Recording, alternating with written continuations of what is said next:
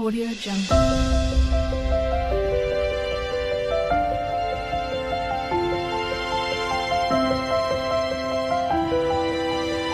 Welcome back to Child Sarveshwaran MBBS channel.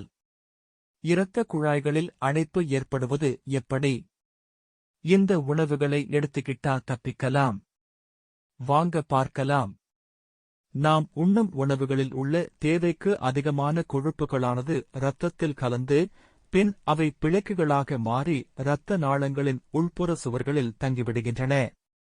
பின் இவை சமநிலையான இரத்த ஓட்டத்திற்கு பாதிப்பை ஏற்படுத்தி உயர் இரத்த அழுத்தத்திற்கு வழிவகுக்கின்றன. மேலும் தலைச்சுற்றல், மயக்கம், படபடப்பு போன்றவை இவ்வாறான அடைப்புகள் ஏற்பட்டிருப்பதற்கான அறிகுறிகளாகும்.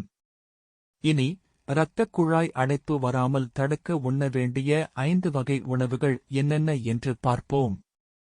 குறைந்த அளவு கலோரிகள் கொண்ட, அதிகளவு கரையக்கூடிய நார்ச்சத்துக்களை உள்ளடக்கியதுமான ப்ளூபெர்ரி உண்பதால் இதயம் ஆரோக்கியம் பெற்று இரத்தத்தை பம்ப் செய்து வெளியேற்றும் வேலையை சிறப்பாக செய்ய முடிகிறது.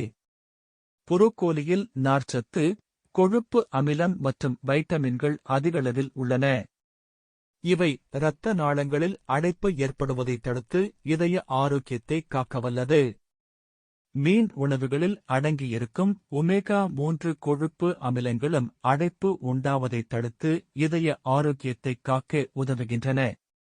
ராஸ்பெர்ரியில் இதய ஆரோக்கியம் காக்கவும் உயர் இரத்த அழுத்தத்தை குறைக்கக்கூடியதுமான பொட்டாசியம் சத்து அதிகளவில் நிறைந்துள்ளது. தக்காளி பழத்திலுள்ள லைகோபீன் என்ற பொருள் வீக்கத்தை குறைக்கும். நல்ல கொழுப்பின் அளவை அதிகரிக்கச் செய்யும். இதய நோய்கள் வரும் ஆபத்தை தடுக்கவும் செய்யும்.